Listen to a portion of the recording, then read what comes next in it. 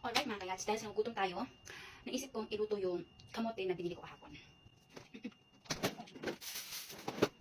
Lutuin natin to bilang kamote cube.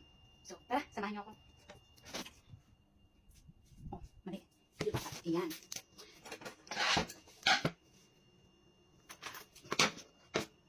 Dahil bakit pa kasi kunti yung pero ako.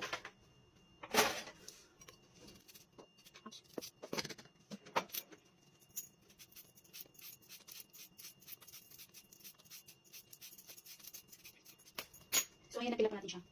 So, ayan na siya na na-slice ko na siya. So, ang gagawin na lang natin is i-prepare ang ating kawali. Ayan ang ating kawali, kaya natin maglagay ng mantika. Hindi ko alam kung enough na talaga yung mantika, pero I think enough naman na siguro to. Maglalagay tayo ng asukal nito. Hindi ko alam kung kang pinagawa ko. So, syempre.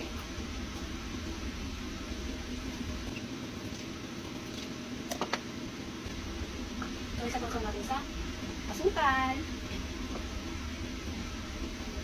So, I think tama naman na siguro to kasi medyo marami-rami na dito. Lalo kung isa naman ako kakain. So, ayan mga guys, yung niluto ko. Hindi ko alam kung makakapasa ba ako bilang mag-asawa ko. Atensya na kayo. Sunog ang kamote cube.